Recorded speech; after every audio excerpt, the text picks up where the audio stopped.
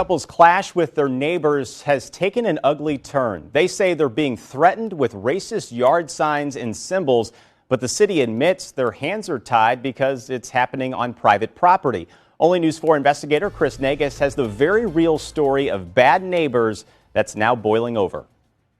When I've had visitors come by and we come out on the deck and they look over there, they're like, man, what's going on? He goes by Jacob, but wants his face concealed because of what's happening next to his home on Del Mar. All of St. Louis about to see you, Karen. I don't care. His neighbor Karen Hudson has no problem showing her face to defend the display that adorns her house. Why is it okay to put Black Lives Matter signs up but not white? But it's not just the White Lives Matter sign that has Jacob upset.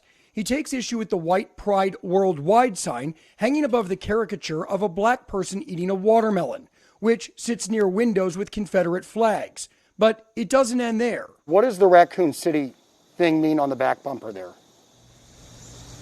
It's where my son works.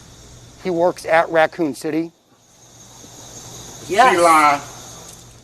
What is it supposed to mean? I checked. According to state records, there is no business listed with that name. And ain't a company on the planet named Raccoon City. Have you ever heard of Raccoon City? If you Google the letters UBCS along with Raccoon City, there's reference to a fictional town in a video game called Resident Evil. But Jacob believes this bumper is aimed at him. When I have neighbors like the vets next door who see this Raccoon City on the back of the car, when I'm outside doing yard work, a couple of them have walked up to me and say, man, what do we mean by that Raccoon City? But I'm like, they saying they live in the city of coons. No question there is bad blood between these neighbors.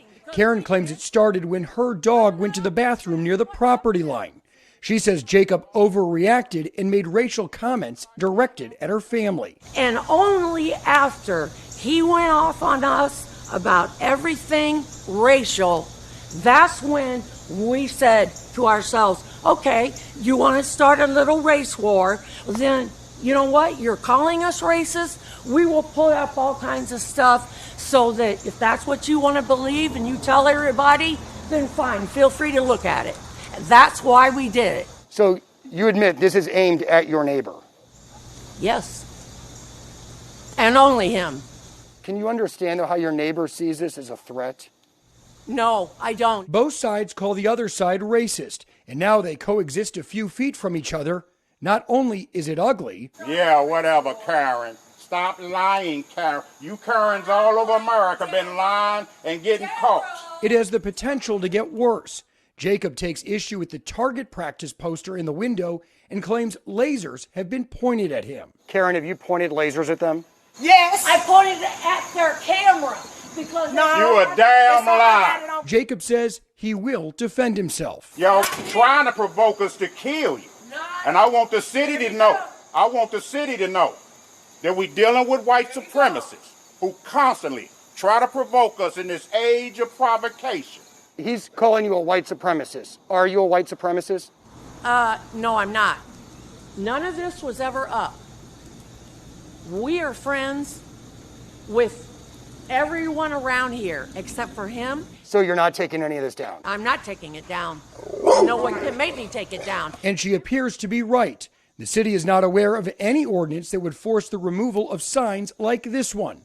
So this will continue to be the view from Jacob's deck. In our neighborhood, which is 99.9% black, these white supremacists moved next door, and at first they was covert with their racism.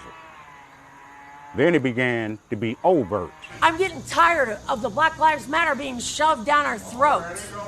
I'm getting shoved down my throat everywhere I go. Black Lives Matter signs. No, all lives matter.